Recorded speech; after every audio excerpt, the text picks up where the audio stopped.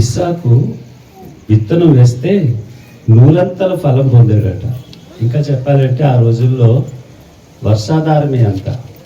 Even మంచినీళ్ళు తాగాలన్నా బావులు తవ్వించుకోవాలి. ఒక బావి తవ్వితే అందులో ఊటలు కలిగిన నీరు కనుక వస్తే అది చాలా గొప్ప సంగతి మాట. నీళ్లు లేని ప్రాంతాలకు కష్టపడి బావులు తవ్వుకునేవాళ్ళు. అటువంటి సిచ్యుయేషన్లో ఈ ఇస్సాకు 100 ఆశీర్వదించబడ్డాడు. నిజంగా దేవుడు మనల్ని ఆశీర్వాదమునకు వారసులుగుటకే పిలువబడ్డామట. మనం పేతురు గారు అంటాడు, ఆశీర్వాదమునకు వారసులగుటకు పిలువబడితే కనుక కింద అంటాడు, కీడుకు ప్రతి కీడు చేయొద్దు, దూషణకు ప్రతి దూషణ చేయొద్దు. దేవుడు ఆది కాండంలోనే సమస్తాన్ని సృష్టించి తన స్వరూపంలో ఆదామును అవ్వని చేసి ఆయన మీరు ఫలించండి, అభివృద్ధి పొందండి, విస్తరించండి అని ఆశీర్వదించి దేవుడు ఆదాము అవ్వలను ఆశీర్వదించాడంటే ఈ రోజున ఇక్కడున్న మనలకు కూడా ఆశీర్వాదం వర్తిస్తుందండి. మనం అందరం ఫలించాలి, వర్ధిల్లాలి, ఆశీర్వదించబడాలి.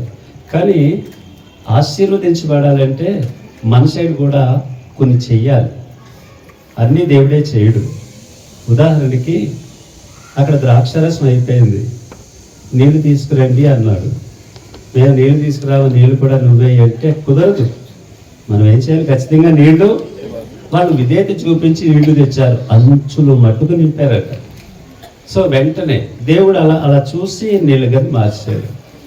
మనం చేసే పని మనం చేయాలి, నీళ్లు తెచ్చే పని మనది, నీళ్లను మధురమైన ద్రాక్షరసంగా మార్చే పని ఆయనది. ఇంకా ఇలాగ ఎన్నైనా చెప్పుకోవచ్చు బైబిల్లో. రాయి తీసే పని మనది, చచ్చిపోయిన లాజర్ని బ్రతికించే పని మార్త తీయనన్నది ఫస్ట్, కానీ తర్వాత తీసింది. సో మన సైడ్ మనం చేయాలి. ఆశీర్వదించబడాలని ప్రతి ఒక్కరికి ఉంటుంది. నిశ్చయముగా దేవుడు కూడా ఆశీర్వదిస్తాడు. ఆయన ఆశీర్వదిస్తే మామూలుగా ఉండదు, 100 దీవిస్తాడు. అంతేకాకుండా 5 రొట్టెలు 2 చేపలు వాటిని ఆశీర్వదిస్తే 1000 మంది తిన్నారు, 12 గంపలు మిగిలిపోయింది. దేవుడు ఆశీర్వదిస్తే అసలు ఎవరు దాన్ని ఆపలేరు. అసలు అది సమృద్ధి అయిపోతూనే ఉంటుంది. సో మన జీవితాల్లో దేవుని ఆశీర్వాదం గురించి ప్రయాసపడదాం. మనం సొంత కష్టం చేసినా, అలాగే మనుషుల మీద ఆధారపడినా, లేకపోతే రకరకాల ప్రయత్నాలు చేస్తారు ప్రతి ఒక్కరూ ఆశీర్వదించబడడానికి. కానీ మన ప్రయత్నాలు మనం చేయండి, కానీ దేవుడి వైపు చూడండి. దేవుడిని ఆశీర్వదించమని అడగండి. ఆయన ఆశీర్వదించాడంటే చాలా ఉన్నతంగా ఉంటుంది. సామెతలు 10:22 ఏముంటుందండి? యెహోవా ఆశీర్వాదము ఐశ్వర్యమిచ్చును, నరుల కష్టం చేత ఆ ఆశీర్వాదము ఎక్కువ కాదు. అంటే నువ్వు డే అండ్ నైట్ డ్యూటీలు చేసినా, డే అండ్ నైట్ కష్టపడినా ఆశీర్వదించబడతా. కానీ దేవుడిచ్చే ఆశీర్వాదంతో అది ఎందుకు పోర్చడానికి కూడా సరిపోతున్నమాట. సో దేవుడు ఆశీర్వాదం కొరకు చూద్దాం. ఈ రోజున ఇస్సాకు అనే వ్యక్తిని దేవుడు ఎందుకు 100 ఆశీర్వదించాడు అనేది మనం ఆలోచన చేస్తే, అతని జీవితంలో ఒక 5 ప్రాముఖ్యమైన అంశాలు నాకు నా పరిశీలనలో పరిశుద్ధాత్ముడు తెలియజేశాడు. జస్ట్ మీకు అది చెప్పేస్తాను. మొట్టమొదట ఆదికాండం 21వ అధ్యాయము 5-6 వచనాల్లో, ఒకవేళ ఎవరైనా స్పీడ్గా తీసి మైక్లో చదవగలిగితే చదవండి. ఆదికాండము 21వ అధ్యాయము 5-6 వచనాల్లో, అబ్రహాము కుమారుడైన ఇస్సాకు అతనికి పుట్టినప్పుడు అతడు 100 ఏండ్ల వాడు. అప్పుడు శారా, దేవుడు నాకు నవ్వు కలుగజేసెను, వినువారల్లా నా విషయమై నవ్వుదురు, మరియు శారా పిల్లలకు స్తన్యమిచ్చునని ఎవరు అబ్రహాముతో చెప్పాను. ఆమె చాలమ్మా, థ్యాంక్స్. మీకు మైక్ అక్కర్లేదు, మంచిగా కనబడుతుంది. Thank you. ఇందాక చూసాను, 10 ఏళ్ల పిల్ల పాడుతుంది, 70 ఏళ్ళ అమ్మమ్మ గారు కూడా పాడుతుంది. Very good. వంశమే పాటల వంశం అది. చాలా మంచి వాళ్ళు ఉన్నారు మీరంతా. చూడండి, 90 సంవత్సరాలు వృద్ధురాలు, 100 years ఏమో ఆమె భర్త. మనందరికీ తెలిసిందే ఇది. కానీ దేవుడు ఆయనకి 99 ఆమెకి 89 ఉన్నప్పుడు వాళ్ళ ఇంటికి వచ్చాడు. వచ్చినప్పుడు అబ్రహాం గారు ఈయన దేవుడు అని అర్థమైంది, వెళ్ళాడు, చక్కటి మంచి ఫుడ్ ప్రిపరేషన్ చేశాడు. ఆయనే వెళ్ళి మందలోని తీసుకొచ్చాడు. 400 మంది పనోళ్ళు ఉన్నారు, ఎవడొకరిని వెళ్ళి మంచి దాన్ని తీసుకురమ్మనొచ్చు. నా ప్రభుకి నా చేతులతో మంచిది సెలెక్ట్ చేయాలి అని ఆయనే వెళ్ళి ఆ యొక్క తీసుకొస్తాం మనం చూస్తున్నాం. అలాగే భార్య దగ్గరికి వెళ్ళి సన్నని మెత్తని చక్కటి రొట్టెలు చేయమని ఆమెకు చెప్పాడు. మొత్తం మీద ఆ మాంస పదార్థాలు చక్కగా తయారు చేసింది, తిన్నారు దేవుడు. తర్వాత వచ్చే సంవత్సరం నాటికి ఒక బాబు మీకు ఒకటి ఉంటాడని చెప్తే లోపల ఉన్న అమ్మగారు ఏం చేసిందండి, నవ్వింది. కానీ మరి దేవుడికి తెలుసు కదా ఆమె నవ్వడం అంటే దేవుడిని ఇన్సల్ట్ చేస్తుంది ఆమె కదా. ఎలిజబెత్ జకర్యాల విషయం మనకు తెలుసు. గబ్రియల్ దేవత వచ్చి అది దైవజయుడు ఉండే దేవుడి సముఖంలో ఉండేవాడిని నేను, ఇదిగో దేవుడు మీ ప్రార్థన విన్నాడు, గర్భఫలం ఇస్తాడంటే ఆయన కూడా నమ్మలేదు కాబట్టి కొడుకు పుట్టే వరకు నువ్వు కూడా మోగవాడు అయిపోతావు అన్న. అల్ప విశ్వాసము కూడా దేవుడికి ఇష్టము కాదు. విశ్వాసం లేకుండా దేవుడికి ఇష్టడై ఉండటం. దేవుడి దగ్గరికి వచ్చేవాడు ఆయన ఉన్నాడని, అడిగిన వాటిని అనుగ్రహించేవాడని మొదట నమ్మవలేను కదా. సో విశ్వాసం. సో జకర్యా అంత గొప్పవాడు, కానీ ఏ ముసలోళ్ళం అయిపోయాం ఇప్పుడు అంటే ఆయన నమ్మలేదు, ఆయన నోరు పడిపోయింది. బట్ దేవుడు సారమ్మకైతే అలాంటి ప్రమాదము చేయలేదు. నువ్వు ఎందుకు నవ్వుతున్నావు? యెహోవాకు అసాధ్యమైనది ఏమైనా కలదా? అందరూ ఒకసారి చెప్దామా? ఇప్పుడు ఈ మట్టి గోడలో ఇదంతా ఇలాగుంది, దేవుడు దీన్ని ఒక మంచి మందిరముగా మార్చగలడా లేదా? కొంచెం గట్టిగా చెప్పండి, ఇంకొంచెం గట్టిగా చెప్పండి. ఆమేన్.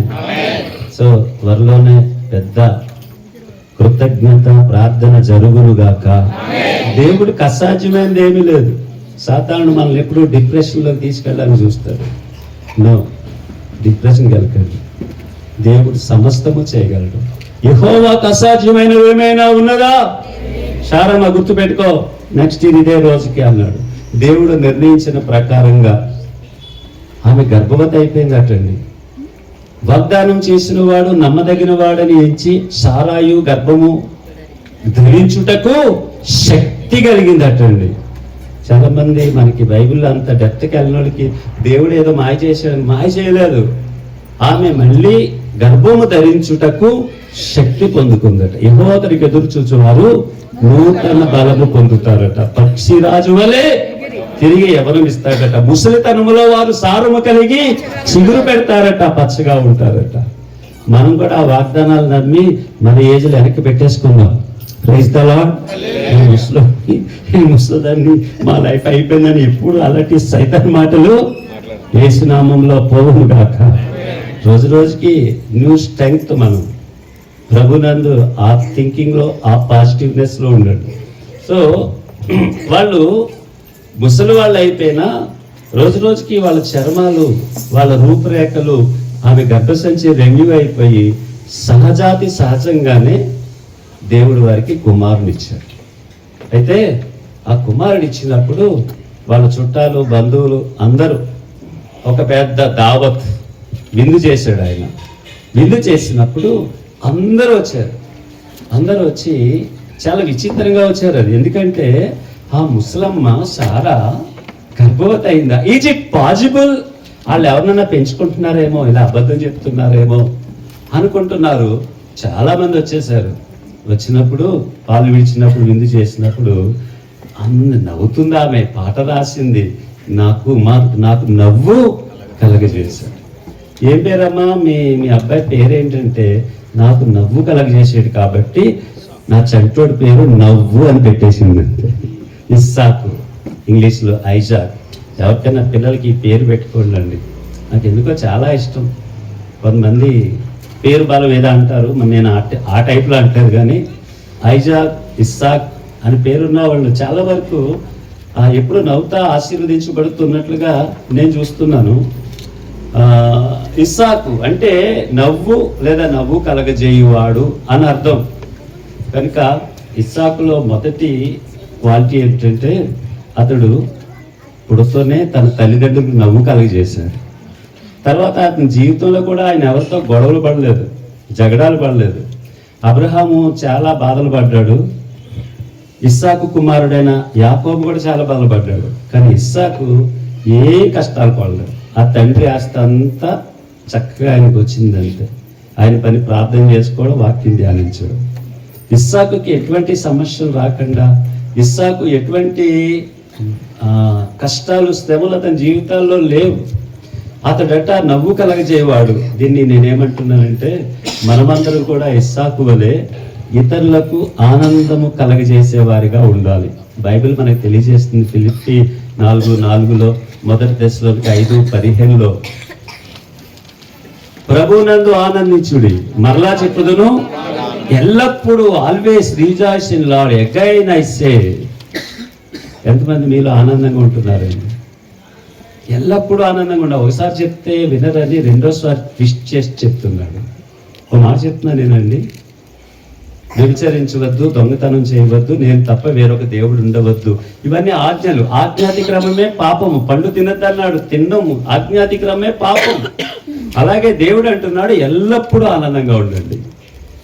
అలాగే మొదటి దశలోకి 5:15 ఎల్లప్పుడూ సంతోషంగా ఉండు. ఒకవేళ మనం కనుక సంతోషంగా లేకపోతే, ఆనందంగా లేకపోతే, ఆజ్ఞాతి క్రమము చేసిన వారం అయిపోయినట్టే. ఒప్పుకుంటారండి? కొంచెం నవ్వండి ఒకసారి ప్లీజ్. రేపు పొద్దున్న చచ్చిపోతారు బాబు అని నవ్వడం. ఇందాక సహోదరి కాలు తెగిపోయి కట్టు కట్టించుకుని డ్యాన్స్ ఆడుతుంది. ఇక్కడ మీకు టైం ప్రాబ్లం వచ్చేసింది. అమ్మాయి ప్లీజ్. సో ఇలాగా ఆమె కాలు బాగుంటే ఇంకెంత గట్టిగా చేసేవారు, కొంచెం టైం ఎక్కువ ఇంకా ఎక్కువ చేసేవారు కదా. సో నేను నిజంగా చెప్తున్నానండి, ప్రభు నన్ను ఎప్పుడు నవ్వుతూ ఆనందంగా ఉండువారు ధన్యులు. ఇట్స్ ఎన్ ఆర్డర్ అంతే. కష్టాల్లో నష్టాల్లో కూడా. నాకు కూడా ఎప్పుడన్నా కొన్నిసార్లు కష్టంగా బాధగా ఉన్నప్పుడు కొంచెం డల్ అవుతుంటాను. వెంటనే పరిశుద్ధాత్ముడే ఎల్లప్పుడూ ఆనందంగా ఉండాలి, ప్రభువుని బట్టి ఆనందంగా ఉండు. కష్టాల్లో బాధల్లో ఉంటే ఎలా ప్రభు ఆనందంగా ఉంటే, నన్ను బట్టి ఆనందించు. ఈ కష్టాలు శాశ్వతం. మనకి క్రైస్తవులకి ఈ శ్రమలు కష్టాలు ఏది నాట్ పర్మనెంట్, జస్ట్ టెంపరీ అంతే. ఈ శ్రమలు తట్టుకోగానే దేవుడు గొప్ప ఆశీర్వాదాలు చూస్తున్నారు. ఇప్పుడు ఎంతో కష్టపడుతున్నారు సంఘం, శ్రీనివాస్ గారు. దేవుడు చూస్తున్నాడు. ఆయన అన్యాయస్తుడు కాడు, ఆయన తేరి చూస్తున్నాడు. ఎప్పుడు ఎక్కడ ఎవరికి ఏం చేయాలో చేస్తాడు. ఆయన అనుకున్న దానికన్నా, మీరందరూ అనుకున్న దానికన్నా చక్కటి మందిరాన్ని దేవుడు ఇస్తాడండి. అప్పుడు ప్రభువా, మేము నమ్మదగిన వారం కాకపోయినా నువ్వు ఎంతైనా నమ్మదగిన దేవుడు. Hour God is God of faithful God. నమ్మదగిన దేవుడు. ఆయన ఎప్పుడు సిగ్గుపరిచే దేవుడు కాదు. ధైర్యం తెచ్చుకోండి, పని కొనసాగించండి, దేవుడు మీకు తోడై ఉండును గాక. సో దేవుడు వాక్యం ఏముందంటే, మనం ప్రభువుని బట్టి ఆనందించాలి. అలాగని ఎప్పుడు జోకులు వేస్తూ ఉండమని నేను చెప్పట్లేదు. బట్ అంతరంగంలో ఆనందం, హ్యాపీనెస్గా ఉండాలని దేవుడు కోరుకుంటున్నాడు. మరి తర్వాత ఇంకొక 2వ అంశంలోకి వెళ్దాం. 22వ అధ్యాయము 9వ వచనం. రెడీగా ఉండండి సిస్టర్స్. 22:9. కూడి వెళ్ళి దేవుడు అతనితో చెప్పిన చోటుకి వచ్చినప్పుడు అబ్రహాము అక్కడ బలిపీఠం కట్టెను చక్కగా పేర్చి తన కుమారుని ఇస్సాకును బంధించి ఆ పీఠం పైన కట్టెల మీద ఉంచెను. ఆమేన్. చాలండి. ఇస్సాకు అని ఆ పేరు అర్థము నవ్వు. మన లైఫ్లో మనం ఎప్పుడూ నవ్వుతూ ఉండాలి. ఇతరులకు కూడా సంతోషం కలిగించే వారిగా ఉండాలని నేను కోరుకుంటున్నాను. దేవుడి దగ్గర ఏమో కన్నీళ్లు కార్చాలి. నువ్వు కన్నీళ్లు విడిచుట నేను చూచితిని. బయట ప్రశాంతంగా ఉండాలి. ఇంట్లో వైఫ్ అండ్ హస్బెండ్స్ కూడా ఎప్పుడు ప్రశాంతంగా నవ్వుతూ ఉండాలి. అప్పుడు మీ చిల్డ్రన్ కూడా నవ్వుతూ ఉంటారు. మొన్న ఒక చోట మా ఇంట్లోనే మా అల్లుడు గారు మా అమ్మాయిని గట్టిగా తిట్టేస్తున్నారు. మా పాప 4.5 సంవత్సరాలండి, మంచి పాటలు పాడుతుంది. అయితే భార్య భర్తలు నాకు వస్తాయి కదా, ఎప్పుడూ రాదు. కానీ ఎందుకు ఆయన కోపం వచ్చింది. నేను కేకలేస్తాను నా దగ్గరికి వచ్చి, డాడీ మమ్మీని తిట్టేస్తున్నారు అంట. నా దగ్గరే పట్టుకుంటారు, చాలా లవ్లీగా ఉంటుంది. ఓకే, నాకు బాధ కలిగింది. సో అది మళ్ళీ మామూలే అనుకోండి. బట్ చూడండి, వాళ్ళిద్దరూ బోత్ ఆఫ్ గుడ్ డాక్టర్స్. ఈయన ఎంఎస్ సర్జన్, ఆమె ఎంబీబీఎస్ డాక్టర్. కానీ వాళ్ళ మధ్యలో కూడా గట్టిగా అరుచుకునేంత పరిస్థితి వచ్చిందంటే సాతానుడు ఇంకా అన్ఎడ్యుకేటెడ్ వాళ్ళని ఎలా చేస్తాడు?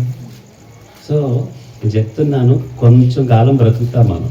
నిత్యత్వంతో పోల్చుకుంటే ఈ లోకంలో బ్రతికేది అస్సలు నెగ్లెజిబుల్, సెకండ్ల కన్నా తక్కువ. 80 ఏళ్ళు బ్రతికినాను. ఈ బ్రతికే కాలం మనకి ఇదేం శాశ్వతం కాదు. ఎప్పుడు ప్రభునందు ఆనందిస్తూ ఉంటాం. మన ఎదుట ప్రత్యక్షము కాబో మహిమెదుట ఇప్పటి కాలపు శ్రమలు ఎన్నదగినవి కావు. ఈ జీవిత కాలము మట్టికే నువ్వు నిరీక్షించినలా నీకంటే నాకంటే దౌర్భాగ్యులు లేదని చెప్పాడు ఆయన. సో మనకి దేవుడు ఉన్నాడు, పరలోకం ఉంది, హ్యాపీ. ఒకవేళ ఇక్కడ డెత్ డే, అక్కడ బర్త్డే. ఇంకెందుకు మనకు బాధ? అన్ని జనులైతే బాధ, వాళ్ళు ఎలా నరకానికి పోతారేమో అనే భయం. మనకైతే పరలోకం గ్యారెంటీ. సో నవ్వుతా ఉందాం, ఇతరులు నవ్విస్తూ ఉందాం.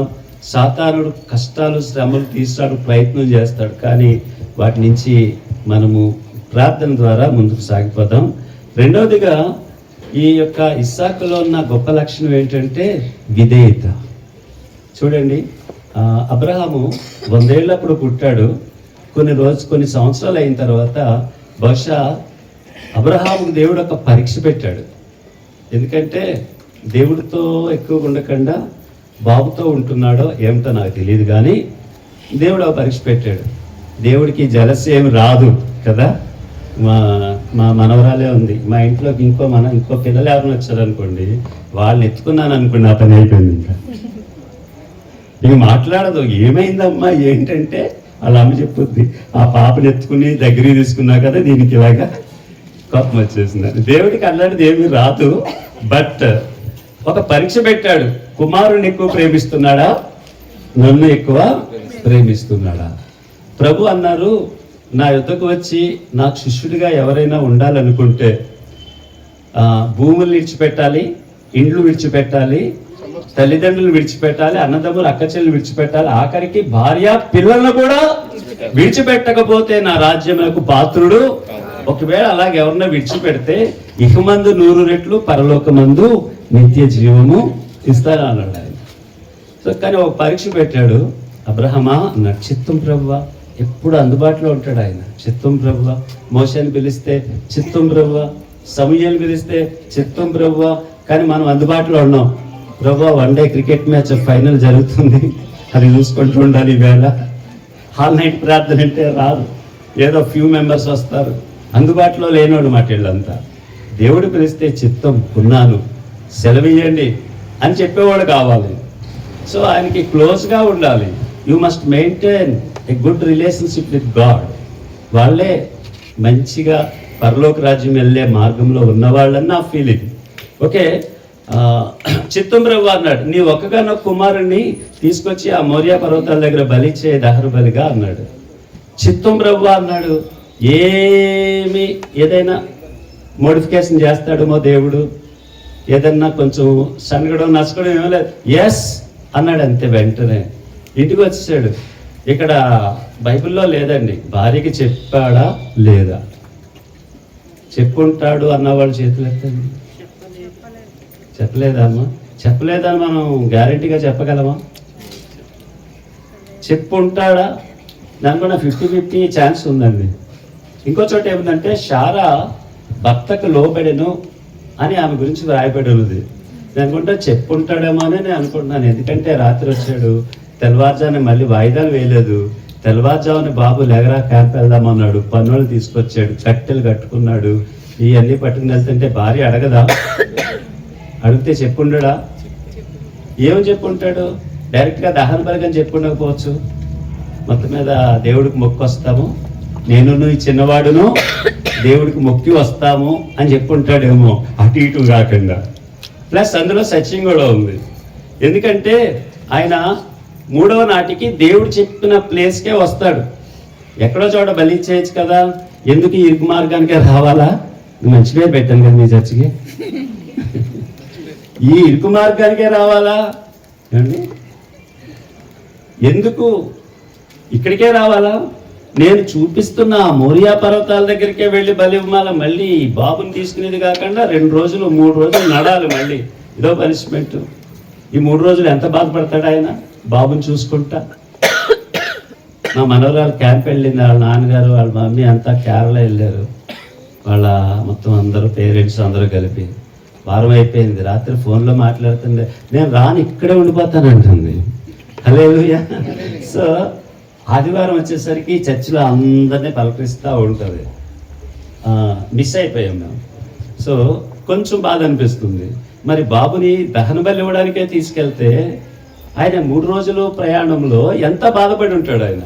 కానీ దేవుడు పెట్టాడు అలాగా. వచ్చాడు. వచ్చిన తర్వాత ఇదే ఆయన చెప్పిన పర్వతం అనుకున్నాడు. పని వాళ్ళను గాడిదలను అక్కడే పెట్టి వాళ్ళతో ఏమంటాడంటే, నేనును ఈ చిన్నవాడును వెళ్ళి యెహోవాకు మొక్కి మరలా వచ్చేదాము. ఫ్లోరల్ వాడాడా సింగులర్ వాడాడా? ఫ్లోరల్ వాడాడు. మళ్ళీ తిరిగి వచ్చేస్తాము. అందులో మీనింగ్ ఎంత క్లియర్గా ఉందంటే, పైకి వెళ్తున్నామయ్యా దేవుడిని ఆరాధించి మళ్ళీ ఇద్దరం వెళ్తున్నాం, ఇద్దరం వచ్చేస్తాం అన్నాడు. బహుశా భార్యకు కూడా అదే వాడు ఉంటాడు. ఈ జీవనం అను కృపావనంలో మీ భార్యలు అల్పఘటం కనుక పూర్తిగా నిజం చెప్పద్దు, పూర్తిగా అబద్ధం చెప్పద్దు.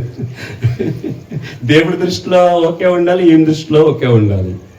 ఇప్పుడు ఇంటికి వచ్చేసిన తర్వాత భార్య అడుగుద్ది, నువ్వు దహన బలి ఇవ్వడానికి తీసుకెళ్ళావు కదా అంటే, లేదు నీకేం చెప్పాను, మొక్కి వస్తామా అన్నా. మొక్కి వచ్చేమా లేదా? అయిపోయిందా కదా. ఆయన విశ్వాసం అది. సో మొత్తం మీద పైకి తీసుకెళ్ళాడు. మధ్యదారిలో కుమారుడు అడుగుతున్నాడు, నాన్నగారు తండ్రి కట్టెలు ఉన్నాయి, నిప్పు ఉంది, దహన బలికి గొర్రె పిల్లేది? నిజంగా ఆ తండ్రి హృదయం ఎలాగుండుంటుందండి అప్పుడు ఆలోచన చేస్తుంటే.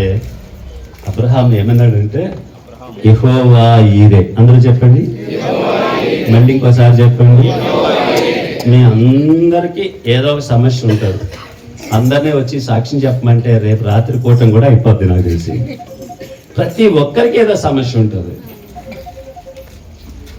కానీ దేవుడు ఒకటే ఆన్సరిస్తున్నాడు, నా బిడ్డలారా నేను చూసుకుంటాను. ఆమేన్. యెహోవా ఈరే, ఆయనే చూసుకుంటాడు. ఇప్పుడు ఎవరికి ఏది కావాలో చూస్తాడండి ఆయన. ఒకవేళ ఆయన ఆలస్యం చేస్తున్నాడంటే అది కూడా ఒక బ్లెస్సింగ్ అనుకోండి. దేవుడు ఆలస్యం చేయడు. తగిన సమయంలో ఆయన చేయాలనుకున్నది లేట్ చేయడు, ముందు ఇవ్వడు. God's appointed time will come. దేవుడు ఒక సమయం నిర్ణయిస్తారు ప్రతిదానికి. అది వచ్చినప్పుడు అది ఎవరు ఆపలేరు, ఇంకా అది అయిపోతుంది అంతే. ఇక్కడ యెహోవా ఈరే దేవుడు చూసుకుంటాడు అన్నాడు. సో కుమారుడు నమ్మాడండి. ఎంత నమ్మాడంటే అక్కడ కట్టెలు ఆయన చేతితోటే పేర్చాడు, కాళ్ళు చేతులు కట్టేశాడు. అప్పుడైనా నాన్న దేవుడు చూసుకుంటాడు అన్నావు కదా, నన్ను కట్టేస్తున్నావు ఏంటి అనలేదు. అలా పడుకోబెట్టాడు, మళ్ళీ ఏమనలేదు. బహుశా నేను అనుకుంటున్నాను ఆ చిన్నవాడు మైండ్లో మా డాడీ అబద్ధం చెప్పడు, దేవుడు చూసుకుంటాడు అన్నాడు, దేవుడే చూసుకుంటాడు. మా నాన్న ఏది చేస్తున్నా నేను జస్ట్ సి అంతే, లెట్ us see అన్నట్టుగా ఉండిపోయాడు. అంటే ఆయన ఆ యొక్క పరమ తండ్రి యేసు ప్రభువారిని సిలువకు అప్పగించినప్పుడు, యేసయ్య తండ్రి నీ చిత్తమైతే ఈ గిన్నెను నా యుద్ధ నుండి తొలగించము అన్నాడు. చెమట రక్తముగా మిక్స్ అయిపోయి కారుతున్న టైంలో ఆయన అంత వేదన పడుతున్నప్పుడు మళ్ళీ ఏమన్నాడంటే, అయినను నా చిత్తం కాదు నీ చిత్తమే సిద్ధించుగా. కానీ తండ్రి చిత్తానికి విధేయత చూపించాడు, ఆఖరికి ప్రాణం పెట్టాడు. కానీ ఇస్సాకుని మాత్రం దేవుడు బలి ఇవ్వనివ్వలేదు కదా. కానీ ఇస్సాకు కూడా యేసు ప్రభువుకి సాదృశ్యంగా మౌనంగా ఉన్నాడండి. నిజంగా అటువంటి పిల్లలు ఈ రోజులు ఎక్కడ దొరుకుతారండి? ఇక్కడ యవనస్తులు కనబడుతున్నారు. అమ్మా మంచోడు నువ్వు కదా, మీ డాడీ ఏది చెప్పినా చేస్తావా? జాతక ఆలోచన చెప్పు. అప్పుడప్పుడు నేను వెళ్ళను, బండి కొనిస్తే వెళ్తానంట. అవునా కాదా? అన్నాడు నిజంగా. బండి కొంటావా కొనవా? బండి కొనకపోతే రైలు పట్టాల కింద పడిపోతాను. అసలు బండికి లైసెన్స్ ఏజ్ ఉండాలి కదండి, పోలీసులు పట్టుకుంటే. బండి తీసుకెళ్ళిపోతా, నిన్ను తీసుకెళ్ళిపోతారు. ఇన్స్టాల్మెంట్ ఎవరు కడతాడు? అప్పుడు పోలీసు కూడా కడతాడా? ఎందుకు వచ్చిన తిప్పలండి. ఒక చోట ఆల్నైట్ ప్రార్థనకి వెళ్తే ఒక అమ్మ ఏడుస్తుందండి. ఎందుకమ్మా ఏడుస్తుందా అంటే, మా వాడు 10th పాస్ అవుతే సెల్ ఫోన్ కొనిస్తాను, ఆడు పాస్ అయ్యాడు, పాస్ అవుతే 500 ఇచ్చింది ఒక ఆమె, కూలీ నాలి చేసుకునే ఆమె. 500 ఇసురు కొట్టాడు, 3000 కావాలి సెల్ ఫోన్. ఇది జరిగి అప్పుడే 4-5 ఏళ్ళు అయింది. అయ్యో 3000 ఎక్కడి నుంచి తెస్తాను రా, 500 అనుకున్నాను, ఇంకో 500 ఎవరన్నా అడిగి తెస్తాను. నో, 3000 కావాలి. స్మార్టా ఏంటది? స్మార్ట్ ఫోన్ అంటుంది. చచ్చిపోతానంటున్నాడు అయ్యా ఫోన్ కొనివ్వకపోతే. చాలామంది నాకు తెలిసి ఎక్కడో మంచి ముత్యాలు లాంటి వాళ్ళు, దేవుడికి విధేయత చూపించే ఇస్సాకు, ఎస్తేరు, బైబుల్ లాంట్లో అలాంటి అంత కాకపోయినా అట్లీస్ట్ తల్లిదండ్రుల మాట వినే యవనస్తులు కనీసం 100కి 10 మంది కూడా దొరుకుతారా అనేది కష్టమే. అలా అయిపోయింది ప్రపంచం. అంత్యకాలము, అపాయకర దినములు తల్లిదండ్రులకు అవిధేయులైపోతారని వాక్యంలో ఉంది. సో రాత్రి వేళ మీకు అందరికీ నేను తెలియజేస్తుంది ఏంటంటే, విధేయత, హంబుల్, ఇవన్నీ దేవుడికి చాలా ఇష్టమైనవి. కృపకు వేడు వారిలో సంతోషించువాడట. మంచి పాటలు పాడుతున్నారు మీ పిల్లలు. నాకు ఇష్టమైన పాట 103వ కీర్తన పాట పాడారండి కదా. ఎవరు పాడారమ్మా? చేతులు ఎత్తండి. దేవ సంస్కృతి పాట. అసలు ఆ పాట ధ్యానపూర్వకంగా కనుక వింటే, కొత్త పాటలు ఏనో నువ్వు ఇంకా ఆ పాటలే వినాలనిపిస్తుంది, ఆ పాటలే వింటూ పడుకోవాలనిపిస్తుంది. ఎంత మంచి పాట అండి. కొడుకులపై తండ్రి పలు విధముగా భక్తి పరుల పడల ఎడల జాలి. చాలా ఆ 103వ కీర్తన నాకు చాలా ఇష్టమైన. ఆ పాట వింటుంటే, మంచోడు పాడుతుంటే, నాకు పరలోకంలో బంగారు రోడ్ల మీద నడుస్తున్నట్టు ఉంటుంది. ట్రై చేయండి ఆ పాటలు విని. ఎంత మంచి దేవుడు. కొడుకుల మీద తండ్రి జాలి పడినట్లుగా ఆ పరమ తండ్రి మనమే జాలి పడతాడట. మనము మంటి మనుషులమని మనం జ్ఞాపకం చేసుకుని మనం క్షమిస్తాడట. దేవుడు ఎంత గొప్పవాడండి. ఓకే, విధేయత. ఎవరు ఆశీర్వదించబడతారంటే విధేయత.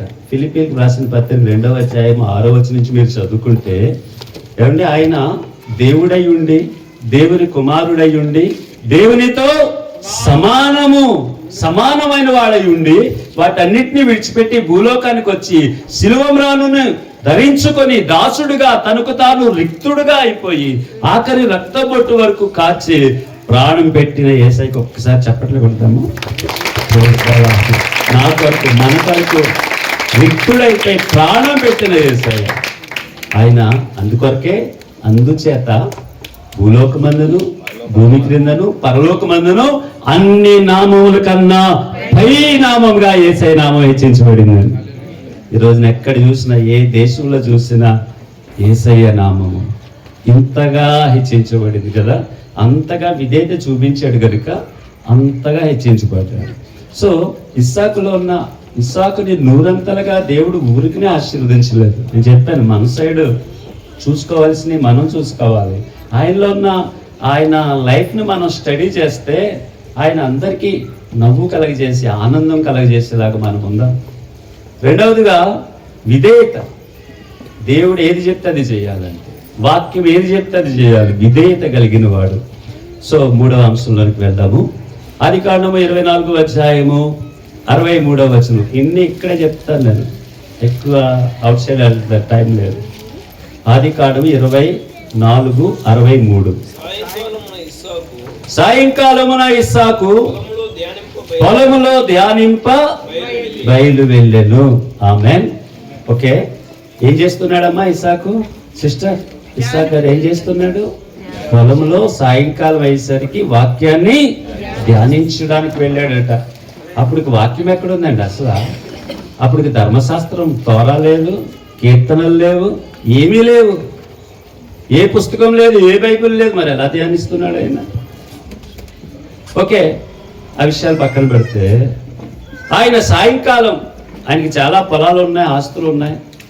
సాయంకాలం అందరూ వెళ్ళిపోయిన తర్వాత ఆ పనులన్నీ చక్కబెట్టుకున్నాక ధ్యానించడానికి గుడారంలోకి వెళ్తున్నాడట. అదే సమయంలో మరి ఈ యొక్క ఇస్సాకు తండ్రి అబ్రహాము గారు వృద్ధుడైపోయాడు. అప్పటికే 40 ఏళ్ళు వచ్చేసినాయి ఆయనకి. ఆ రోజుల్లో లేట్గా పెళ్లి చేసుకునేవారేమో. ఎలియాజరుని పిలిచి, తన దాసుని పిలిచి, మా కుమారుడికి భార్య కావాలి, మా సొంత ఊరు వెళ్ళి అక్కడి నుంచి తీసుకురా అంటే, బాబు పద్దనరాము మెసొపతోమియా ఆ ప్రాంతానికి వెళ్ళాలంటే 3 వారాల జర్నీ, ఒంటెల మీద వెళ్ళాలి, యూఫ్రటీస్ టైగ్రస్ అనే 2 మహా నదులు దాటాలి. ఈ లోపల బందిపోటు దొంగలు, క్రూర మృగాలు, రోగాలు, అంత దూరం వెళ్ళి ఎలా తీసుకురావాలి? ఎంత ప్రయాసపడి వెళితే ఆ అమ్మాయి రావాలి కదా. అసలు నీ బంధువులు ఉన్నారో డాష్ ఎందుకులే మనం అనకూడదని అంటలేదు. ఇలాంటి డౌట్లన్నీ చెప్తే ఆయన ఏం లేదు, ఆయన అంటాడు, యెహోవా తన దూతను నీ కూడా పంపిస్తాడు, వెళ్ళు అన్నాడు. అంతే, వెళ్ళిపోయాడు. ఆ ఊరు వెళ్ళగానే ఆయన చేసిన మొట్టమొదటి పని ఏంటి తెలుసా? ఒంటెలను మోకరి. మనుషులకే గతి లేదురా బాబు అంటే పశువులను కూడా మోకరింపు చేసి ప్రార్థన చేస్తున్నాడు కదా. దానియేలు ముమ్మారు మోకాళ్ళుని ప్రార్థన చేస్తున్నాడు. మీ ఎదుట పెద్ద టాస్క్ ఉంది.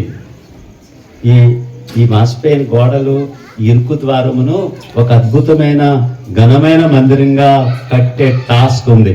Praise the Lord. ఉందా లేదా? ఎవరు చేస్తారు ఇది? ఎవరు చేస్తారు?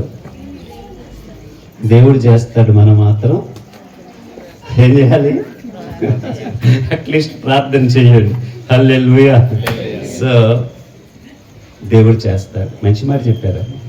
దేవుడు చేయాలంటే మనం కూడా కదలాలి. మనం కదలాలి. నెహెమ్యా కదిలాడు. నెహెమ్యాతో పెద్దలు 12 గోత్రాలు కదిలారు. మొత్తం ఒక్కొక్క పార్ట్ ఒక్కొక్కడికి ఇచ్చేసాడు. ఎవరి పార్ట్ వాళ్ళు కట్టేసుకున్నారు. 52 రోజుల్లో ప్రాకారం కంప్లీట్ అయిపోయిందండి. చూడండి, ఎలియాజరు ఊర్లోకి వచ్చాడు. మీకు తెలుసు కదా ఈ రిబ్కా ఎంత బాగుంటుందో. ఒక ప్రభువా ఇక్కడ బావి దగ్గరికి నీళ్లు తీసుకెళ్ళడానికి వస్తారు. ఏ అమ్మాయినైతే నాకు నీళ్లు ఇమ్మని అడుగుతానో నీకు ఇస్తాను, పెద్దయినా నీ పనులకి ఇస్తాను, నీ ఒంటిలకు కూడా ఇస్తానని చెప్పాలి. ఏ అమ్మాయి చెప్పుతా ఆ అమ్మాయే మా యజమానుడైన అబ్రహాము గారి కుమారుడు ఇస్సాకుకు భార్య అగునుగాక అని ఒక తీర్మానంతో ప్రార్థన చేసుకున్నాడు. ఆమెను కూడా అనగానే అందమైన రిబ్కా కనబడింది. వెంటనే అమ్మ నీళ్ళు ఇస్తావా అన్నాడు. నీకు ఇస్తాను, నీ పనులకి ఇస్తాను. ఈయన ఎలాగనుకున్నాడో అలాగే ఆమె అన్నది. వెంటనే ఈమె అనుకున్నాడు. తర్వాత ఆమెకి బంగారపు కడియాలు ఇచ్చాడు, ఇవన్నీ ఇచ్చాడు. అమ్మ మీ ఇంటి దగ్గర మాకు జాగా ఉంటుందా అంటే, మస్తుంది రా పెద్దాయన అని వాళ్ళ ఇంటికి తీసుకెళ్ళింది. వాళ్ళ అన్నయ్య లాభాన్ని కనిపించింది. లాభాను మంచి బిజినెస్ మ్యాన్. చేతి కడియాలు చూసి పెద్ద పార్టీ వచ్చింది అనుకుని, యెహోవాను ఆశీర్వదించబడిన వాడా నువ్వు లోపలికి వచ్చే, ఒకవేళ కడియాలు లేకపోతే అలా అనకపోను అని అనుకుంటున్నావు. సైకాలజీ. ఆయన ముందే బిజినెస్ మ్యాన్. ఈయన మస్తు మోసం చేశాడు. సో లోపలికి తీసుకెళ్ళాడు. ఏంటి బాబు, ఏంటి కుశల ప్రశ్నలు అండి, భోంచేయన్నాడు. ఏమి కాదు, నేను వచ్చిన పని చెప్తాను, ఎస్ఆర్ నో చెప్పండి అంతా చెప్పాడు. రిబ్కా తండ్రి కొడుకులు ఆలోచించుకున్నారు. వాళ్ళ అమ్మ ఆలోచించుకుంది. సరే మాకు అందరికి ఇష్టమయ్యా, మా అమ్మాయిని కూడా అడుగుతామని. అమ్మ వెళ్తావా? వెళ్తాను అంది. నేను ఎవరన్నా ప్రేమించిన అమ్మనే కాదు కదా, నాకు బాయ్ ఫ్రెండ్స్ ఉన్నారు అనలేదు. తల్లిదండ్రుల ఇష్టమే నా ఇష్టము అని చెప్పింది. ఇక్కడ నేను చెప్పేది ఏంటంటే, పేరెంట్స్కి అమ్మాయికి ఇష్టం అయ్యాలి, తల్లిదండ్రులకి ఇష్టం అవ్వాలి. అది ముచ్చటైన వివాహం. ఆమె అదే అబ్బాయి విషయంలో కూడా అలా కాకుండా చేసుకుంటే కష్టాలు పడతారు. కొన్ని ఫస్ట్లో బాగానే ఉంటాయి, తర్వాత స్పాయిల్ అయిపోయే పరిస్థితులు కూడా ఉంటాయి. తల్లిదండ్రులకి ఇష్టమైంది. రిబ్కాని అడిగాడు, వెళ్తానన్నది. అయితే భోజనం చేసాడు. అప్పుడు భోజనం చేసిన తర్వాత పొద్దున్నే సర్దేస్తున్నాడు దుకాణం. వెళ్ళిపోతాను అంటున్నాడు. 10 రోజులన్నా ఉండేయా బాబు అంటే, లేదు వెళ్ళిపోవాలి. సరే అని అప్పుడు ఎంగేజ్మెంట్ జరిగింది అక్కడ. మన పెళ్ళైన వాళ్ళు ఉన్నారు ఇక్కడ? Praise the Lord. అమ్మ ఉన్నారా? సో మంచిగా సింపుల్ అండ్ స్వీట్గా మ్యారేజ్ జరిగిపోయింది. ఇప్పుడు ఇస్సాకు ఎంగేజ్మెంట్ అయిపోయింది, ఆయన లేడు కానీ అమ్మాయి ఓకే అయిపోయింది. ఆ రిబ్కా చాలా బ్యూటిఫుల్, అంతరంగంలో బ్యూటిఫుల్. ఆమె చక్కనిది, కన్యక, ఏ పురుషుడు ఆమెను ఎరగలేదు. A good testimony. So ఆమెను ఒంటి మీద కూర్చోబెట్టుకుని ఆమెతో పనికత్తులు వచ్చి వీళ్ళందరూ కలిపి మళ్ళీ కనానుకు వచ్చారు. కనానుకు వచ్చేసరికి అక్కడ పెళ్లి కుమారుడైన ఇస్సాకు అలా చూశాడు. ఇస్సాకు ఏం చేస్తున్నాడు? సాయంకాలం టైంకి వచ్చారు. రిబ్కా కన్నులెత్తి ఇస్సాకుని చూచి ఒంటెల మీద నుండి దిగి నన్ను ఎదుర్కొనిటకు పొడవలో నడుచుతున్న ఆ మనుషుడు ఎవడని దాసుని అడగగా ఇతడు నా యజమానుడని చెప్పాను గనుక ఆమె ముసుగు వేసుకొనేను. అమ్మా మీ అందరికి పనిపడింది ఇప్పుడు కదా. ఈ మధ్య యూట్యూబ్ లో ఒక ఆయన గుండులు కొడుతున్నాడు ముసుగు వేసుకోని వాళ్ళకి. మీరు ఎవరిని చూసారు లేదు నాకు తెలియదు కానీ. సో ముసుగు అనేది ఒక విధేయతకి సాదృశ్యం. బట్ మనకు కావాల్సిన పాయింట్ ఏంటంటే సాయంకాలం అయ్యేసరికి ఇస్సాకు ఏం చేస్తున్నాడు బ్రదర్స్? మనమైతే క్రికెట్ బ్యాట్ ఇచ్చుకుని పోతాం గ్రౌండ్లకి. ఈ కాలం కుర్రోడు ఇప్పుడు అంతా సెల్ ఫోన్లు రకరకాలుగా వచ్చేసినాయండి. సాయంకాలం వాక్యాన్ని ధ్యానిస్తున్నాడట. 1వ కీర్తన 2వ వచనం అందరికీ వచ్చు కదా. యెహోవా ధర్మశాస్త్రం నందు ఆనందించుచు దాన్ని ధ్యానించువాడు ధన్యుడు, అతడు ఆకు వాడక తన కాలమందు నీటి కాలం వల్ల ఎవరన్నా నాటబడినదే ఆకు వాడక. ఎవరు అలాగ ఉంటారట? ఇప్పుడు ఆంధ్ర సైడ్ వెళ్తే కాలువలు ఉంటాయి, కాలువలకి అటు ఇటు గట్లు ఉంటాయి. ఆ గట్ల మీద కొబ్బరి చెట్లు, మామిడి చెట్లు, పనస చెట్లు, సపోటా చెట్లు ఉంటాయి. ఎంతమంది చూశారు కదండి? చూసి నా చిన్నప్పుడు మా అమ్మమ్మ అమలాపురం దగ్గర ఆ పల్లెలన్నీ తిరిగేవాడిని. సో ఎప్పుడు కాలువలే. ఇప్పుడు వేసవి కాలంలో కాలువలు కట్టేస్తారు. అప్పుడు కూడా ఆ చెట్లు ఫలిస్తాయి. కారణం ఏంటి? వాటి రూట్స్ ఎక్కడికి వెళ్తాయి? పైన నీళ్లు లేకపోయినా అడుగునికి వెళ్ళి ఆ రూట్స్ వెళ్ళి అవి పీల్చుకుంటాయి. వేసవి కాలంలో కూడా ఆకు వాడదు, కాపు. ఎవరైతే దేవుని వాక్యాన్ని దివారాత్రంలో ధ్యానించకపోయినా కనీసం రోజుకొకసారైనా 2-3 అధ్యాయాలు చదివి ధ్యానిస్తే వాళ్ళు ఎలా ఉంటారట? పచ్చటి చెట్టులాగా ఉంటారట. వాక్యాన్ని ధ్యానించిన వాళ్ళు, యెహోవాను ఆశ్రయించిన వాళ్ళు ఎడారులోని అరుహ వృక్షముల వలె బ్రహ్మజముడు ముళ్ళ చెట్లులాగా ఉంటారట. ఒకవేళ మనము ఆశీర్వదించబడలేకపోవడానికి కారణము మనం దేవుని వాక్యాన్ని శ్రద్ధగా ధ్యానించట్లేదేమో. బైబిల్ తెలియజేస్తుంది, దివారాత్రులు ధ్యానించు. యేసు అనే నీటి ఓట యొద్దన నాటబడిన చెట్టు వలె ఉంటావు. యోసేపు ఫలించాడు, అతని రెమ్మలు సరిహద్దులు దాటి విస్తరించినవి. సో వాక్యము 119వ కీర్తన 105వ వచనం, ఈ వాక్యం నా పాదములకు వెలుగు, నా త్రోవకు దిక్కుమై ఉన్నది. ఏమండి, ఒక ఊర్లో ఒక అత్తగారు ఉంది. ఆమెకి 2 కొడుకులు ఉన్నారు, 2 కోడళ్ళు ఉన్నారు. అయితే ఆ చిన్న కోడలు చాలా భక్తిగా ఉంటుంది, కానీ ఇంకెవరు భక్తిగా ఉండరు. ఓ రోజున చర్చికి వెళ్ళింది. చర్చిలో ఒక దొరగారు వచ్చారట. దొరగారు వచ్చి 100 రూపాయలు, మనిషికి 100 రూపాయలు ఇస్తామని చెప్పాడట. ఈ బైబిల్ కావాలో 100 రూపాయలు కావాలో. బైబిల్ ఎంత? 5 రూపాయలు అప్పట్లో. 100 రూపాయలు పెడితే ఎన్ని బైబిల్ కొనొచ్చు? 20 కొనొచ్చు అని పెద్ద అందరూ మేధావులు కదా, అందరూ 100 రూపాయలు తీసుకెళ్లారట. ఒక కోడలు మాత్రం, ఆ చిన్న కోడలు మాత్రం, ఆ డబ్బులు నాకెందుకు అయ్యగారు, బైబిల్ ఇవ్వండి అని తీసుకెళ్ళింది. అమ్మయ్య, నువ్వు ఒక్కదానివే బైబిల్ కోరుకున్నావని. ఈ లోపల అత్తగారికి తెలిసింది అందరూ 100 నోట్లు పట్టుకొస్తున్నారని. నా కోడలు కూడా 100 పట్టుకొస్తుందని 1000 కళ్ళతో ఎదురు చూస్తూ ఉంటే ఆమె బైబిల్ పట్టుకుని ఆనందంగా వచ్చిందంట. డబ్బులే అంటుందట. ఏం డబ్బులు? 100 తెచ్చారు కదా మా అత్తమ్మ, మరియమ్మ, వీళ్ళందరూ.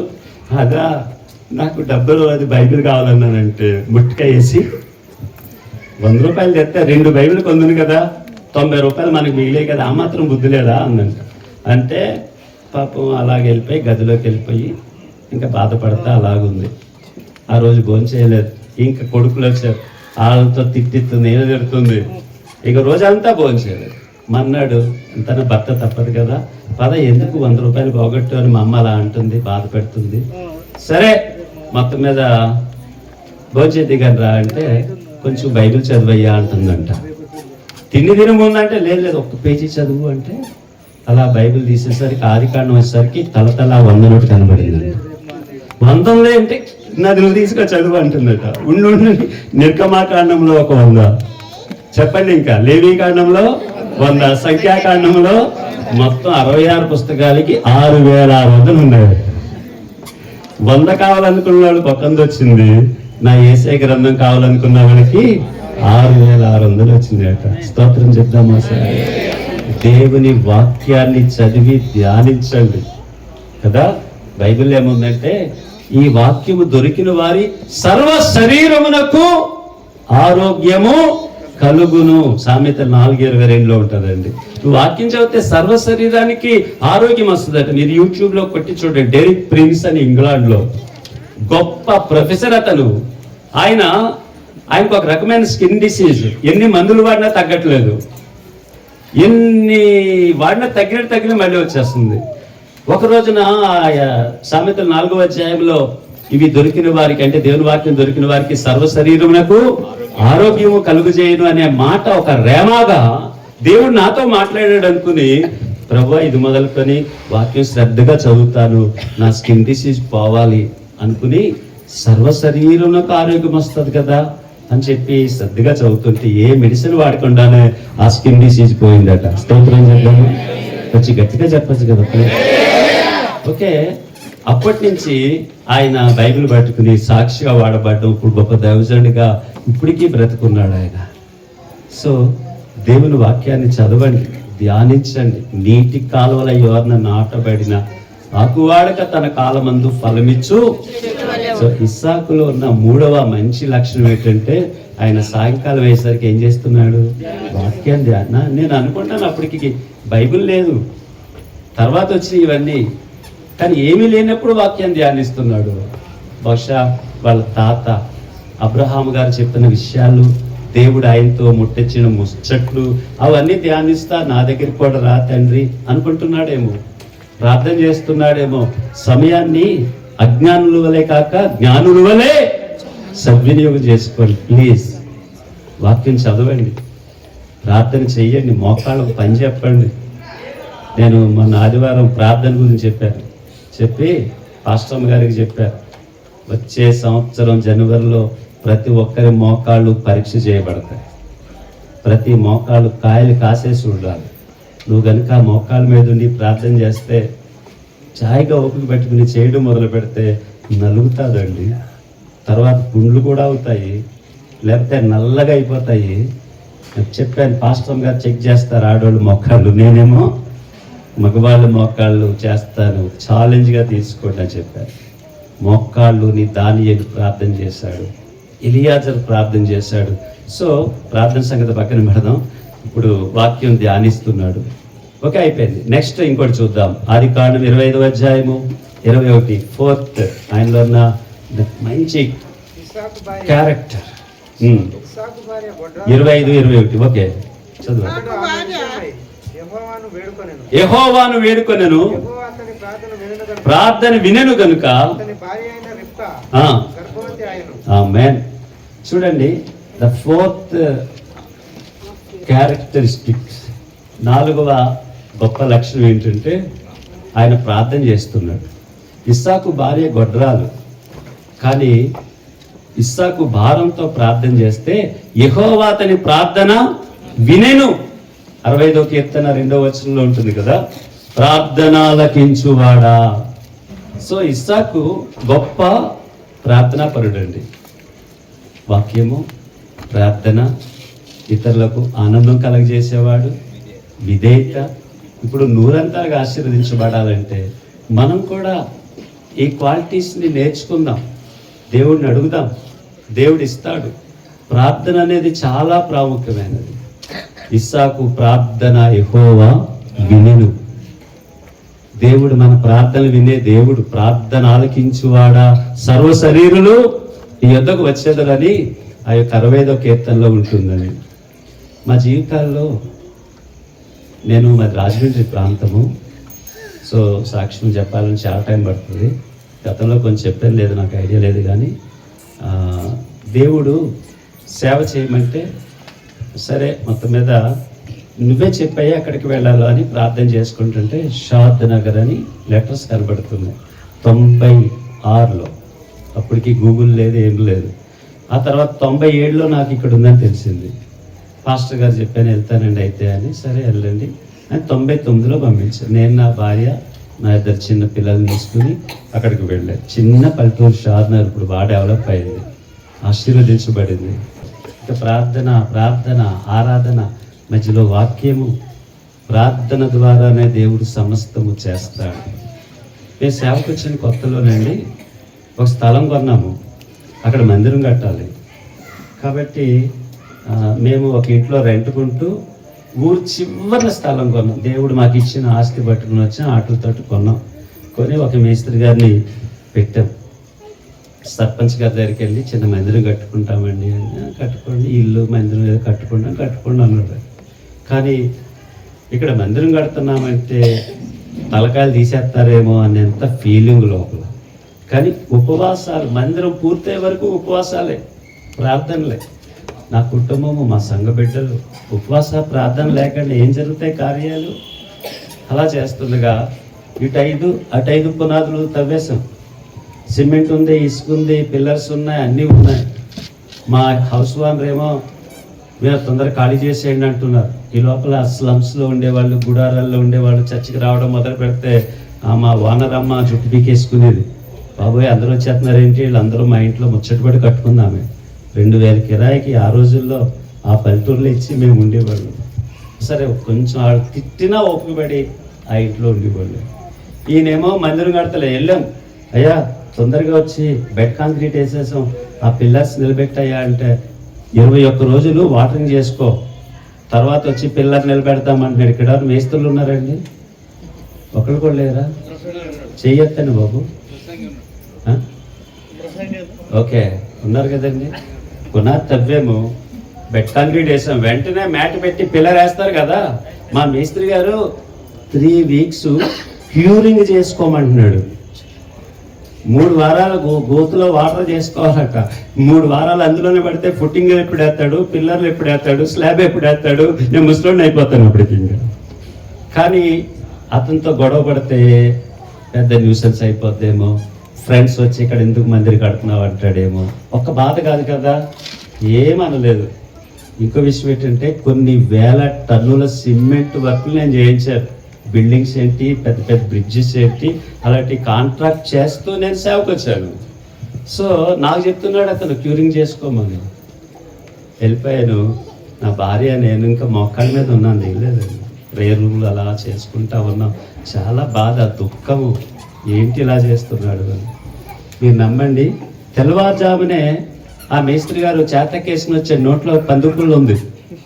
అయ్యే పాస్టర్ గారు అంటున్నాడు. ఏంట్రా పాస్టర్ గారు అని నేను పొద్దునే లేచిపోయి బైబిల్ చదువుకుంటూ ఉంటున్నాను.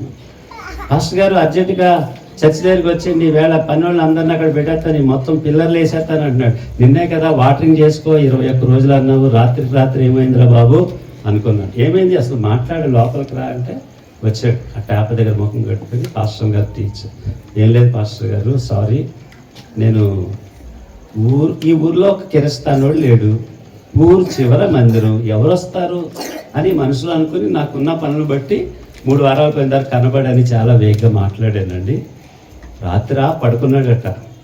నేను ఇక్కడ ప్రార్థన చేస్తున్నాను, సత్యం చెప్తున్నాను నేను. అయితే ఆయన మేస్త్రి గారు పడుకుంటే తెల్లటి వస్త్రాలు వేసుకుని ఒక పెద్ద ఆయన వచ్చి ఇలా అంటున్నాడట. ఈ మందిరం పూర్తయింది, యేసయ్య గుమ్మం దగ్గర అలా ఉన్నాడట. ప్రవాహాల వలె జనం వచ్చేస్తున్నారట. స్తోత్ర. దర్శనం చూసాడు ఆయన, మందిరం నిండిపోయినట్టు. అప్పుడే మీకు మందిరం నిండింది కానీ మందిరం లేదు కదా. సో దేవుడు అతని మనసులో అనుకున్న దానికి క్లారిటీగా దర్శనం ఇచ్చాడు. ఇంకా మంచిది ఇలాగా అన్నాడు, మాట వినకపోతే ఏమో మనం అనుకోదు. సో ఎన్ని మార్లు గద్దించినను మాట వినకపోతే లోబడు, అంతే సంగతి. సార్ వచ్చేయండి అని నిజంగా నమ్మండి. అతడు మాకు ఎంత మేలు చేశాడంటే ఇప్పటికీ కానుక పంపిస్తాడు, నా గురించి ప్రార్థన చేయండి అని. ఆయన అవసరాలన్నీ దేవుడు తీర్చునుగాక. దేవుడు సజీవుడు అనడానికి ఎంతకన్నా ఏం కావాలండి? ప్రార్థన చేయండి, దేవుడు కార్యాలు చేస్తాడు. మీరు అడగకపోవటం వలననే మీరు పొందలేకపోతున్నారు అంటాడు యాకోబు పత్రికలో. ఒకవేళ అడిగినను భోగేచ్ఛల నిమిత్తము, శరీరేచ్ఛల నిమిత్తం అడగండి. మందిరం కావాలి తండ్రి అని అడగండి, ఆత్మలు కావాలని అడగండి, నన్ను కూడా నీ పరిచయలో వాడుకొని ప్రభు అని అడగండి. ఇవి దేవుడికి ఇష్టమైంది. దేవుడి కొరకు చేయండి, మీకు కావాల్సిన ఏంటి ఆయన తెలిసి ఇస్తాడు. సో ఇస్సాకు ప్రార్థన దేవుడు విన్నాడు. మీ అందరి ప్రార్థన, నా ప్రార్థన వింటూనే ఉంటున్నాడు. యేసయ్యకి మహిమ కలుగును గాక. ఫైనల్గా చివరికి వచ్చేసాము. ఆదికాండం 26వ అధ్యాయము 19 నుంచి 31 వరకు చదువుకుంటే చాలా విషయాలు ఉన్నాయి. మీరేమి చదవద్దు, కానీ నేను చెప్పేస్తాను, మీరు తర్వాత చదువుకోండి. అక్కడ ఏముంటుందంటే ఫైనల్ 5th, ఇస్సాకు నూరంతలుగా ఆశీర్వదించబడ్డాడు. అందరి పంటలు పండట్లేదు, ఈ పంట మాత్రం మస్తు పండింది. అందరికి అసూయ వచ్చింది. తర్వాత ఆయన ఒక బావి తవ్వించుకున్నాడు. ఆ రోజుల్లో నీళ్లు పడడం అరుదు. సో ఈయనకి ఇస్సాకుకి జలలు గల ఊటలు కలిగిన బావిని దేవుడిచ్చాడు. అసూయతోటి ఆ దేశపు రాజు అబీమెలెకు అనేవాడు వచ్చి, సైన్యాధిపతులు వచ్చి, రాయ్ ఎక్కడి నుంచి వచ్చినావే, ఏంటి మా దేశంలో ఉండి నువ్వు బావి నీది కాదు, ఇది మాది, ఎక్కడి నుంచి వెళ్ళిపో అంటే ఇస్సాకు నోరు తెరవలేదండి. అక్కడ ఆ 26:19 చదువుకుంటే నేను చెప్పినట్టే ఉంటాను. ఇస్సాకు ఏమంటాడంటే, సరే పోనివ్వండి, దేవుడు ఇంకో చోట ఇస్తాడు, తీసుకోండి, మీరు తీసుకోండి, మా దేవుడు గొప్పవాడండి, మీరు తీసుకోండి, గొడవ ఎందుకని మళ్ళీ చాలా మస్తు దూరం వెళ్ళిపోయి ఇంకో ఊరు పోయి ప్రశాంతంగా మళ్ళీ అక్కడ గుడారాలు వేసుకుని బావి తవ్వండిరా అన్నాడు. మళ్ళీ ప్రార్థన చేశారు, బావి తవ్వితే మళ్ళీ మంచి బావి వచ్చేసింది. వాళ్ళు మళ్ళీ వచ్చారు ఇక్కడికి, అబీమెలెకు వాళ్ళు వచ్చి, ఎక్కువ చేస్తున్నారు మీరు, ఇక్కడ ఎవరు ఉండమన్నారు మిమ్మల్ని, అసలు ఇది కూడా మా స్థలం, అసలు నువ్వు పర్మిషన్ తీసుకున్నావా, ఇక్కడ ఉండడానికి ఎవడు పర్మిషన్ ఇచ్చాడు, మా పర్మిషన్ తీసుకోలేదు నువ్వు అని మళ్ళీ ఇస్సాకు ఎంత మంచివాడు, అయ్యా అక్కడ ఇచ్చారు కదా, మీకు ఇచ్చాను కదా, పోనీ ఇక్కడ ఏదో వేసుకున్నాను కదా, ఇది కూడా మీరు కావాలంటారు, అది అన్యాయం కాదు అని కూడా అనలేదండి. తీసుకోండి బ్రదర్, తీసుకోండి, మీరే తీసుకోండి అంటాడండి. నిజంగా సాత్వికుడు ఇస్సాకు. అక్కడి నుంచి మళ్ళీ వెళ్ళిపోయాడు, ఇంకో చోటుకి వెళ్ళిపోయాడు, అక్కడ తవ్వాడు, అక్కడ నీళ్ళు వచ్చినాయి. ఈసారి మళ్ళీ వచ్చారు, మళ్ళీ వచ్చి మూడవసారి మళ్ళీ వచ్చి ఇస్సాకు వాళ్ళని చూసి ఏమంటాడంటే, అయ్యలారా 2 బాబులు మీకు ఇచ్చాను కదా, ఇక్కడ కూడా నన్ను మంచిగా బ్రతకనివ్వరా, 2 ఇచ్చేసాను కదా, మళ్ళీ ఎందుకు పగబట్టి నా మీదకి వచ్చారు, జస్ట్ నేను అన్నట్టే అంటాడు. అలాగా అంటే వాళ్ళు ఏమంటారు తెలుసా, నీ మీద కోపంతో రాలేదు ఇస్సాకు, నీకు అన్యాయం చేసాము, నువ్వు గనుక నీ దేవుడి దగ్గర కన్నీళ్లు కారుస్తే, ప్రభువా వాళ్ళు నాకు అన్యాయం చేస్తున్నారు ఇలాగని నువ్వు గనుక మా గురించి మీ దేవుడికి ప్రార్థన చేస్తే, మా మేస్త్రి గారికి కనబడినట్టు వాళ్ళకు కూడా కనబడి, దేవుడు మనుషులు కొట్టారనుకోండి ఏం పర్వాలేదు, కానీ దేవుడు కొడితే కొట్టడు. ఆయన దీర్ఘశాంతుడు, అత్యంత ప్రేమ స్వరూపి. చైనా దేశంలో వాచ్మన్ని, మీరు బైబిల్ చదవండి, బైబిల్తో పాటు మీకు టైం ఉన్నప్పుడు వాచ్మన్ నీ గారు బుక్ చదవండి, చాలా అభివృద్ధి పొందుతారు స్పిరిచువల్గా. ఆయన సేవా జీవితంలో 2 అన్నదమ్ములు ఆయన దగ్గరికి వచ్చారట, విశ్వాసులు, ఒక పల్లెటూరులో. వాళ్ళు ఏం చెప్పారంటే, అయ్యా మాకు 2 ఎకరాల చిన్న భూమి ఉంది, మా భూమి పక్కనే ఇంకో 2 మడులు మా నైబర్కి ఉంది, వాళ్ళు ఒక కాలువ కింద నుంచి వెళ్తా ఉంటుంది, దానికి చిన్న అడ్డుకట్ట వేసుకుని వెదురు కట్టెతోటి గోడ అంటారు ఆంధ్ర సైడు, అడ్డుతాడు ఇటుతాడు కట్టుకుని ఈ అన్నదమ్ములు ఇద్దరు తెల్లవారుజామున 5 గంటలకు వెళ్ళి 8 గంటల వరకు ప్రతిరోజు ఈ వాటర్ని లిఫ్ట్ ఇరిగేషన్ చేసుకుంటున్నారు. అలా ప్రతిరోజు చేస్తుంటే ఈ పక్క భూమి అతను వచ్చి వీళ్ళు వెళ్ళిపోయాక రంధ్రాలు చేసి ఈ నీళ్ళంతా తను మళ్లించుకుంటున్నాడు. ఒక రోజు చూశారు, 2 రోజులు చూశారు, 3 రోజులు చూశారు, రోజు అదే జాబ్ అయిపోయింది. దానికి ఏదో టైంలో వచ్చేసి రంధ్రాలు పెడుతున్నాడు. మరి క్రైస్తవులు ఏం చేయాలి? వాళ్ళు నిజమైన క్రైస్తవులు కాబట్టి పాస్టర్ గారికి వెళ్ళి చెప్పారు. ఫస్ట్ దేవుడు చెప్పాలి. మనం దేవుడు చెప్పినప్పుడు పాస్టర్ గారు కూడా అక్కడ ఉన్నారు. పాస్టర్ గారు చెప్పారు. ఏం చేయమంటారు పాస్టర్ గారు? గొడవలు పెట్టుకోకూడదు, పంచాయతీలు పడకూడదు, శత్రువులను ప్రేమించమన్నాడు, నీ పొరుగువాడిని ప్రేమించమన్నాడు. అఫ్కోర్స్ ఆ నీళ్లు దొంగలు ఎత్తున్నా పొరుగువాడిని ప్రేమించాలి. ఏం చేయమంటారు అని అడిగితే పాస్టర్ గారు ఏం చెప్పాడు తెలుసాండి? ఓ పని చేయండి, అతడు మీ పొరుగువాడు, మీ బ్రదర్ అనుకోండి, బలహీనుడు అనుకోండి, మీరు ఏం చేస్తారంటే తెల్లవారుజామున 5 గంటలకు వెళ్తున్నారు కదా, ఈసారి 2 గంటలకు వెళ్ళిపోండి, అంటే 3 గంటలకు వెళ్ళిపోండి. మొదట మీ పొరుగువాడికి కూడా మీరే నీళ్లు తోడి, మళ్ళీ తర్వాత మీరు మీ పొలానికి కూడా నీళ్లు పెట్టుకోండి అని చెప్పాడట. చెప్పి ఇదేదో త్యాగం చేస్తున్నట్టు చేయకండి, మీరు ఎవరికి ఏది చేసినా అది ఎవరికి చేస్తున్నట్టు, ప్రభువులకు చేస్తున్నట్టుగా ఫీల్ అవుతూ చెయ్యండి. అంటే ఒకవేళ శ్రీనివాసయ్య గారు కనుక అలా చెప్తే, నమస్తే అన్న, అసలుకే ఇరుకు మార్గంలో ఉన్నాము, మళ్ళీ నువ్వు ఇంకా ఇరుకు మార్గం బోధిస్తున్నావు అంటారేమో కదా. అలాంటి విశ్వాసులు ఉన్నారా? వాళ్ళు అలాగేనయ్యా, నువ్వు దైవజనుడు, నువ్వు ఏది చెప్తే అది చేస్తాము, నీ మాట తప్పము అని వాళ్ళు వెళ్తుంటే వాళ్ళు పిలిచి దేవుడు పాటలు పాడుతూ ఆనందంగా చెయ్యండి, మీరు దేవుడు కార్యం చేస్తాడు, ఆయన దేవుడు మారుస్తాడు అని చెప్పి ప్రార్థన చేసి పంపిస్తే వాళ్ళు రోజు 5 గంటలకు వెళ్ళే వాళ్ళు 3 గంటలకు వెళ్ళిపోయి తన పొరుగువాని పొలంలోనికి వాటర్ పెడుతున్నాడు, వాళ్ళ పొలాలకి పెడుతున్నాడు. ఆ పొలానికి నిండా నీళ్లున్నాయి, ఈ పొలానికి ఇంటికి వచ్చారు. ప్రభు అతన్ని దీవించు అని చెప్పి వీళ్ళు వెళ్ళిన తర్వాత నైపర్ పొరుగువాడు వచ్చాడు. రంధ్రాలు పెట్టుకునే పని కూడా ఇప్పుడు అది తలతలలాడుతున్నాయి, ఇది తలలాడుతుంది. ఏమైందబ్బా అనుకున్నాడు. 2వ రోజు 3వ రోజు ఈ లోపల ఈ ఫ్యామిలీస్ అతని గురించి ప్రార్థన చేస్తున్నారు. శపించద్దు, ప్రార్థించండి. పాస్టర్ గారు సంఘం ప్రార్థన చేస్తున్నారు. 4 రోజులు అయ్యేసరికి దేవుడి ఆత్మ ఆ పొరుగువాడి మీదకి వచ్చింది. చిచ్చి, నేను అసలు మనిషినేనా? ఎంత అన్యాయం చేస్తే నన్ను ఒక్క మాట అనకుండా పైపెచ్చు నాకు కూడా నీళ్లు తోడి పెడుతున్నారు. అసలు వీళ్ళు మనుషులేనా? మనుషుల్లో పరమాత్మ లాంటి మనుషులు ఉంటారు, వీళ్ళు అలాంటోళ్ళ? అసలు వీళ్ళు చచ్చిపోతారు. గేలి చేసేవాడిని హల్లెలూయాగాళ్ళు అంటున్నాను, అదంటున్నాను, ఇదంటున్నాను, వీళ్ళ నీళ్లు దొంగతనం చేస్తున్నాను, రౌడీజంగా ఉంటున్నాను. But they are loving me, they are help me అని అనుకున్నాడు. మనస్సాక్షి ఉంటుంది కదా. దేవుని ఆత్మ ఆయన్ని తాకింది. ఓ రోజు సాయంకాలం ఇంటికి వెళ్ళి పశ్చాత్తాపడదాం అనుకుని వెళ్ళాడట. వెళ్ళేసరికి సాయంకాలం 7:30 అయ్యేసరికి వెళ్ళాడు. అన్నదమ్ములకు క్షమాపణ అడుగుదామని. ఈ లోపల అప్పటి వరకు వెళ్ళి పాటలు పాడుకొని మోకాళ్ళ మీద ఉండి ప్రార్థన చేస్తున్నారు. సరే ప్రార్థన చేస్తున్నారు కదా అని అలా కూర్చున్నాడు. వీళ్ళు ఏం చేస్తారా అని. వాళ్ళు ఏం ప్రార్థన చేస్తున్నారంటే, ప్రభువా మా పొరుగు వారిని ఆశీర్వదించు, ఆయన భార్య పిల్లల్ని దీవించు, ఆయన పొలాన్ని వారి కష్టార్జితాన్ని దీవించని ఆయన గురించి ప్రార్థన చేస్తుంటే మీరు థింక్ చెయ్యండి. అసలుకే పశ్చాత్తాపంతో ఉన్నాడు, అసలుకే భారంతో ఉన్నాడు, కృంగి ఉన్నాడు. అతని గురించే వీళ్ళు ఇంత ప్రేమగా ప్రార్థన చేస్తుంటే కళ్ళంపట నీళ్లు కాచేసి, అయ్యా నేను కూడా ఏసై నమ్ముకుంటాను అన్నాడు. అటండి ప్రైజ్ ద లార్డ్. కొట్టచ్చు కదా, చెప్పట్లన్నా కొట్టచ్చు. Love your enemies.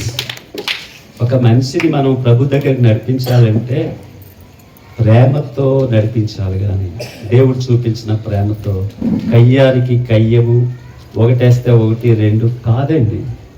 చచ్చిపోయినా పర్వాలేదు కానీ ప్రేమ చూపించి చచ్చిపోవాలి. That is true Christianity. So ఈ యొక్క ఇస్సాకుతో వాళ్ళు ఏమంటున్నారంటే, నీతో గొడవ పెట్టుకోవడానికి రాలేదు బాబు, నువ్వు కనుక కోపం వచ్చి ప్రార్థన చేస్తే మీ దేవుడు మమ్మల్ని లేపెత్తాడేమో అని నిన్ను సారీ చెప్పి నీతో ఫ్రెండ్షిప్, నీతో నిబంధన చేసుకోవడానికి దేవుడికి భయపడి వచ్చాం ఇస్సాకు అంటే. ఇస్సాకు ఫోజు పట్టలేదు. అట్లా ఎందుకు అనుకుంటారు? రండి రండి, రై మంచి విందు చేయండి, మంచి భోజనాలు పెట్టి వాళ్ళందరూ ఇది మనం ఫ్రెండ్స్ అని నిబంధన చేసుకున్నారట. ఒకరి ప్రవర్తన యెహోవాకు ప్రీతికరమైన ఎడల నీ శత్రువులను కూడా మిత్రులుగా చేస్తాడు. సో అప్పుడు వాళ్ళంతా చక్కగా భోజనం చేశారట. ఈ లోపల ఇంకొత్త బావి తవ్వారు, మస్తు నీళ్ళు పడ్డాయని వచ్చి చెప్తున్నాడు. ఆమేన్. సో ఆయనలో ఉన్న ఫైనల్ ఏంటంటే సాత్వికుడు. అటువంటి సాత్వికం, అటువంటి ప్రేమ ఏదైనా చెప్పుకోండి. ఇవన్నీ కలిగి ఉన్నాడు కాబట్టే దేవుడు అతన్ని నూరంతలుగా ఆశీర్వదించాడు. మనం కూడా ఇస్సాకు వలె ఆ క్వాలిటీస్ని స్వతంత్రించుకుని యేసయ్య సన్నిధిలో ఫలించుదుము గాక. ఒకసారి అందరు లేచి నిలబడండి, ప్రార్థన చేసుకుందాం. అందరూ లేచి నిలబడి ఇంతసేపు దేవుని వాక్యం విన్నారు కదా. నేను కింగ్ జీసస్ గాస్పల్ టెంపుల్లో ఉన్న మీరు నూరంతలుగా ఆశీర్వదించబడాలి. దయచేసి శ్రద్ధగా నా మాటలు వినండి. సిలువలో వేలాడుతున్న రక్షకుని చూడండి. నీ కొరకు గాయాలు పాలైపోయి నలగగొట్టబడి రక్తసిక్తమైన యేసయ్యను చూడు. నీ పక్కన చూడొద్దు, నీ కుటుంబ పరిస్థితుల వైపు చూడొద్దు, యేసుని చూడండి. నీ కొరకు సిలువలో రక్తం కారుస్తున్న యేసయ్య చూడు. నిన్ను ఆశీర్వదించడానికి ఆయన తన శరీరం అంతా చేర్చబడ్డానికి ఒప్పుకున్నాడండి. ప్లీజ్ ఒక చిన్న ప్రార్థన చేసుకోగలవా? ప్రభువా, నిరంతరంగా నేను కూడా ఆశీర్వదించబడాలి. ఈ లోక సంబంధంగాని కాదు, స్పిరిచువల్గా కూడా, మెటీరియల్గా కూడా ఆశీర్వదించబడాలి. యేసు క్రీస్తునందట ఇహలోక సంబంధమైన పరలోక సంబంధమైన ప్రతి ఆశీర్వాదము దేవుడు మనకిస్తున్నాడట.